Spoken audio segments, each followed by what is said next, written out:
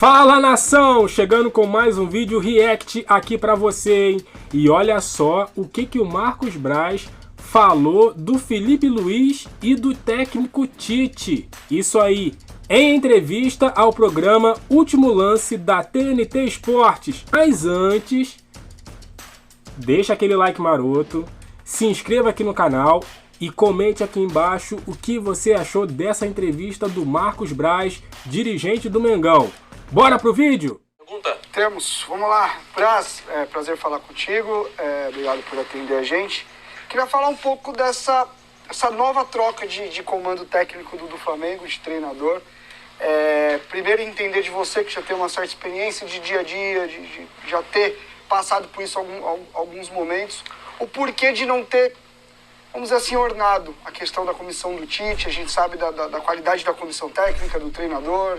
É um cara que realmente tem estofo e tinha tamanho para assumir o Flamengo. Se você acha que a questão cultural acabou pegando, que o Flamengo é um time talvez que tem um outro tipo de identidade, outro tipo de DNA, e como foi essa transição para o Felipe?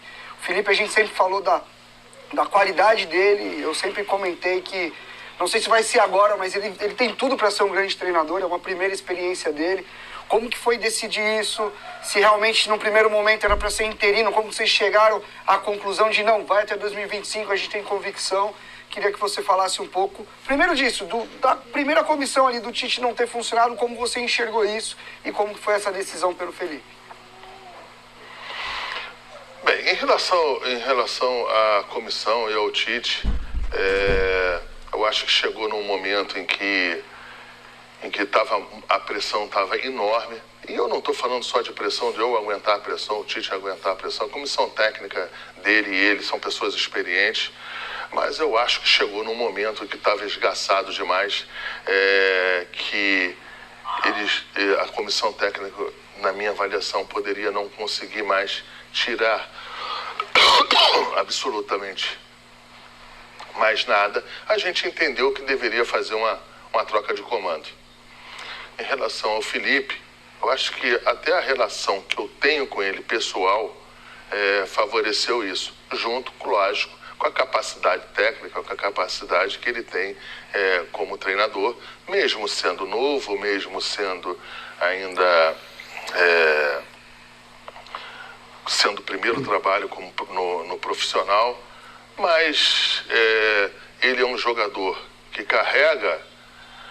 ele era um jogador que carregava os títulos do clube, bem recentes, carregava a relação, uma boa relação com todos esses jogadores, e quando vira treinador do Sub-17, Sub-20, ele não perde essa relação. Então isso aí foi um fator também que ajuda, mas deixar claro que o entendimento da capacidade técnica dele, capacidade de gestão, essa que foi a decisão.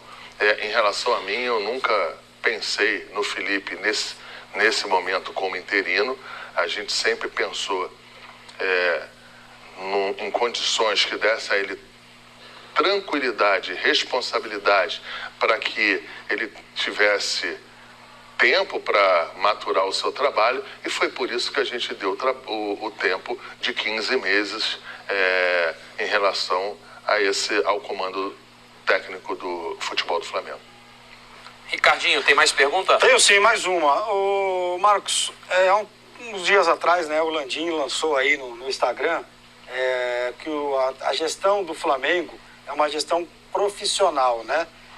Eu queria que você explicasse como uma gestão profissional gasta 50 milhões de reais em multa de técnicos.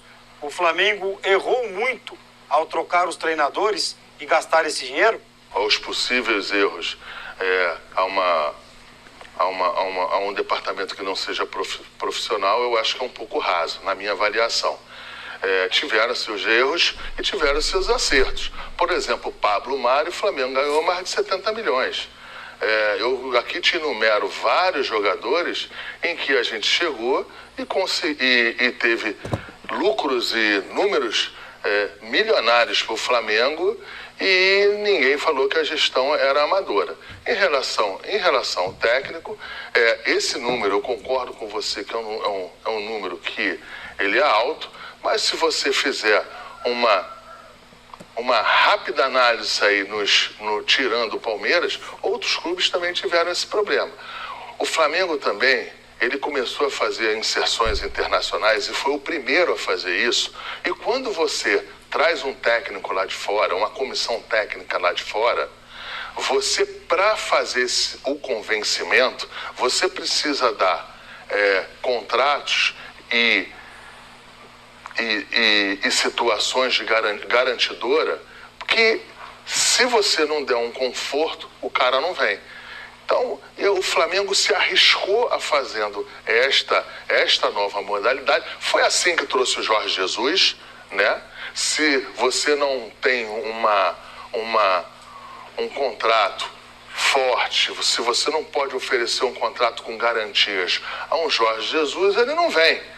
Então, assim, foi isso que aconteceu. Agora, eu acho que é raso a gente falar que esses números aí são imputados a uma situação que não é profissional. Porque também, se a gente for falar das premiações, são quase 500 milhões em premiações em 6 anos. Né? Foram 2 Libertadores, foram 2 campeonatos brasileiros, foi uma Recopa, foi 2 Supercopas. O Flamengo, pela primeira vez, chegou em 6 campeonatos estaduais na final, ganhou 4. A gente chegou numa final de Mundial que perdemos na regra da competição, que foi na prorrogação. Então, assim, e isso tudo tem um valor também. Os títulos têm um valor. Porque, se a gente for pensar, parece até que o Flamengo chegava todo dia, e toda hora, a todo momento, em final de Libertadores. Em 6 anos, chegamos em 3.